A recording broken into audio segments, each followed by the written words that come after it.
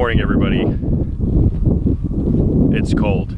Saturday morning, out at the range. It is about 43 degrees, and even though I grew up in New York and I love to go skiing and I love the cold weather, I have been in Florida for 9 years now, and I've lost a little bit of my cold blood, and I am definitely warm-blooded. So we've got the mitts on, we've got a hat on for right now. What we're doing is we've set up some walls over here. One of the things, as you know if you've watched for a while, is I am very interested in home defense and home defense equipment, tools, if you will. So I built two 2x4 walls. It's 4 feet across, 2 feet high. I've got a sheet of 1/2 inch sheetrock on either side, so 4 sheets of sheetrock. And what we're gonna do is we're just gonna fire a couple of rounds into the walls, hopefully keep it localized so that I can do numerous tests on the wall. It's really 4 2x4s, which was about 16 bucks. The sheetrock was 15 bucks, and I bought a box of nails to frame it together. I had drywall screws. So all in all, the walls cost me probably about $40, and I can reuse the frame and just buy a new piece of sheetrock. So that's what we're gonna do right now. When my hands warm up, we're gonna do some more shooting. You'll see those in other videos, but for right now, we're gonna do 9mm, then we're gonna do 223 self-defense, 223 regular, 300 blackout, and then a shotgun in the wall. I've got a GoPro over there behind. I've got my phone over there for another angle. Let's do some shooting. All right, we're gonna get started. I've got the wall set up about 10 feet apart. Actually, it's more like 13 feet apart to I know it won't have the rigidity of a solid room, but that's about the size of a room, 12 by 12, 14 by 14, 10 by 10, depending on where you live. So I put it about 12, 13 feet apart. We're gonna first go with my concealed carry. What if I have to use my concealed carry in a place? SIG V-Crown is what I'm using. Let's give it a shot.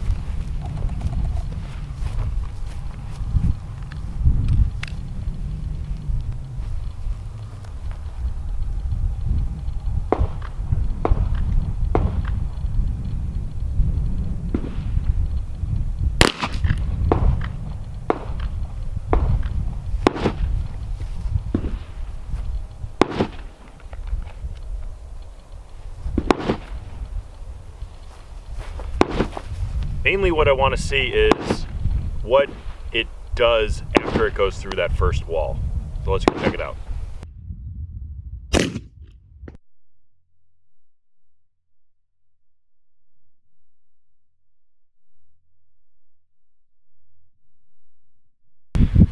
All right, so I was aiming right in this box here, and you can see that is the entry, pretty much where I was aiming. And then we have an exit, which looks a little bit bigger. Then over here, I had to look for it for a second. It actually went in right above that nail, and that's where a stud is.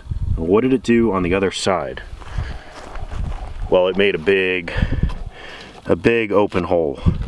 So it definitely rattled. You could see it rattled through that stud. So 9mm. That's gonna go through pretty much everything.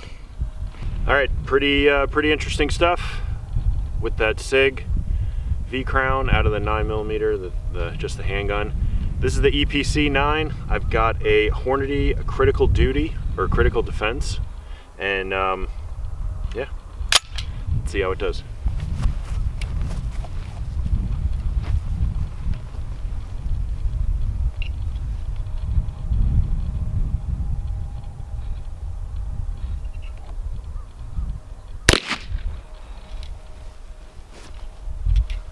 Again, right where I was aiming. Let's go see how we did.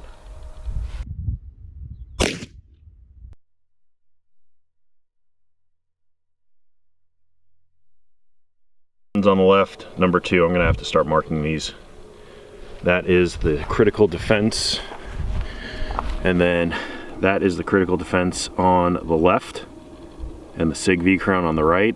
A little bit bigger hole, traveling a little bit faster because it's a longer barrel. And then over here, I'd say it stayed a little bit truer. No, it definitely was pushed to the right a little bit. So that was the first one over there. Second one's right near this nail hole, and then on the other side, a smaller hole, but it didn't go through the stud. So interesting. Let's kick it up a notch. All right, 2 shots, pretty much the same result. Let's step it up a notch. We're gonna use 5.56 or 223. This is just a regular full metal jacket, and then we'll get into something a little bit more home defense specific. Same idea. We're gonna go a little bit lower than that SIG V crown.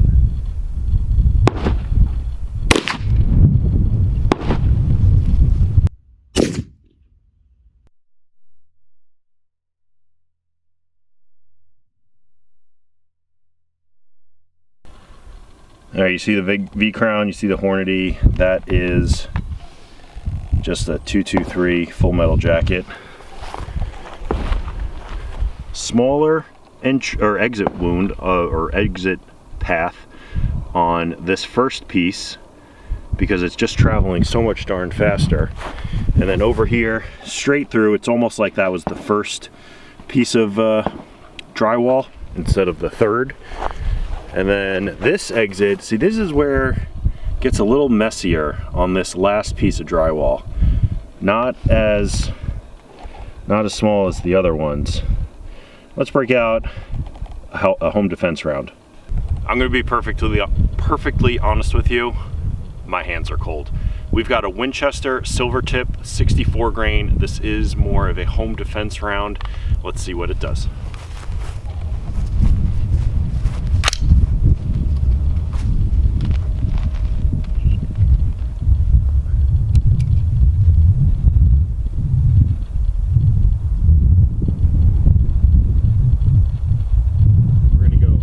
SIG V crown.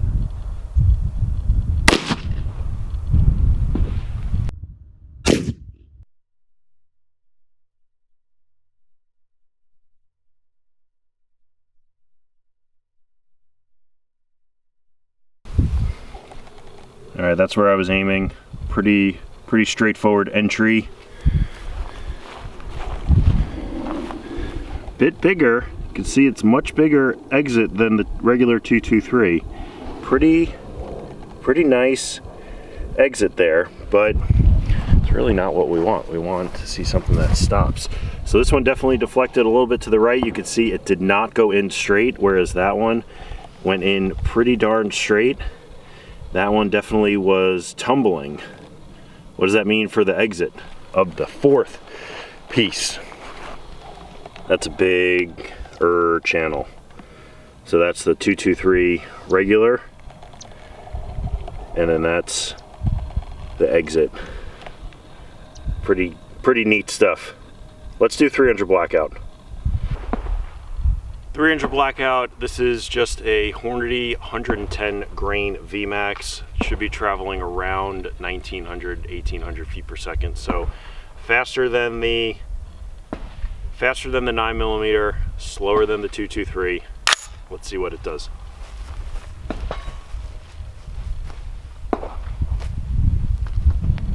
And we're gonna aim right in the middle of everything.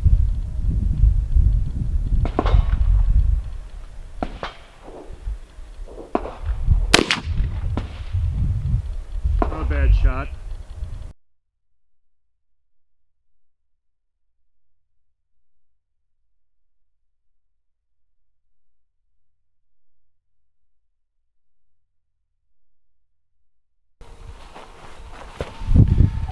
All right, you can see it right in the middle. You can see how it's a 30 cal versus a 22 cal. Let's see how it did on the other side.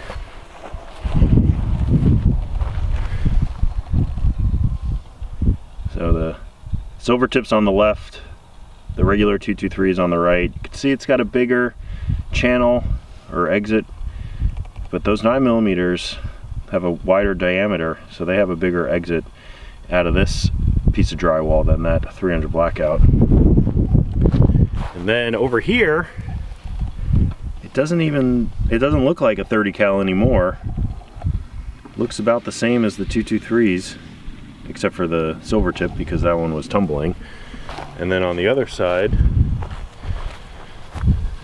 much smaller than I anticipated. So those 223s, that silver tip made a nice exit out of that fourth piece of drywall. So that leads me to believe that that 300 blackout is probably still moving somewhere. And then just because I can, let's do a shotgun. This is the Winchester Defender Elite. It's a 12 gauge, 1 ounce rifled slug, and 3 double-aught buck pellets. Let's just mess up that drywall.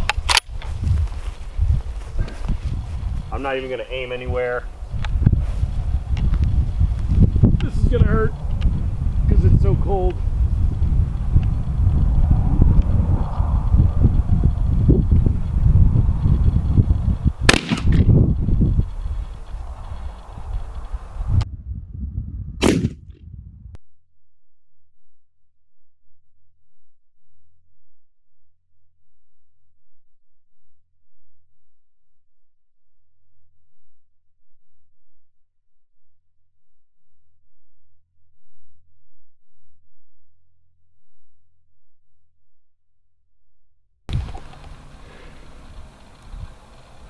Big hole in the middle, and then you got those double-aught buck pellets around there.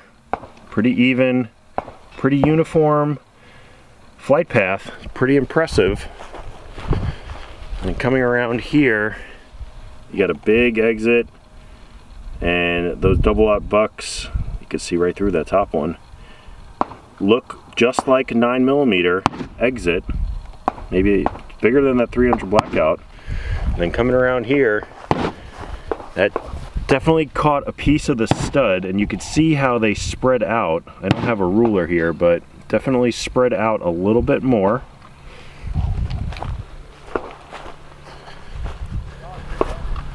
Still had a lot of energy coming out, so that is definitely gonna go through a lot of stuff. Back at the house, recap time. It's a couple of days later. I went to the range over the weekend. I just finished a workout, so hence I'm kind of sweaty, but really interesting stuff with that wall. It was the first time I was able to do a wall test, and it was brutally cold. It was not brutally cold, that's an exaggeration. Wait, it was brutally cold for Southwest Florida.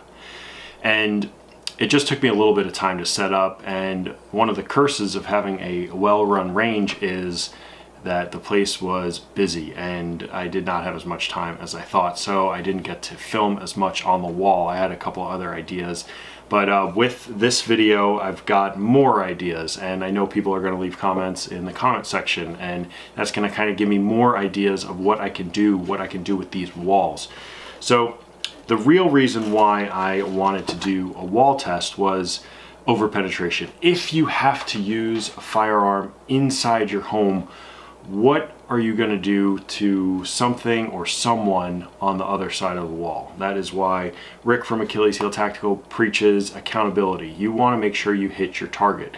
If you don't hit your target, what are you going to hit? So we did that 9mm. It went through sheetrock, sheetrock, sheetrock, through a stud long ways, so 3.5 inches of wood penetration, and out the other end of the sheetrock.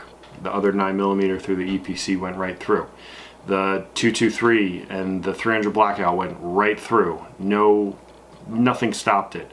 That Winchester silver tip kind of redeemed itself. You know, I put it through the gel and it didn't really perform very well in my opinion, but I said in the video that it started to tumble, but I think it was actually fragmenting. So did it redeem itself? Well, I have to build another wall and put that behind it, going through 3 sets of walls. Are we gonna do corner tests where you know, it's more stopping, it's more hindrance of the projectile? But the real reason why I started these is because of this Force X2.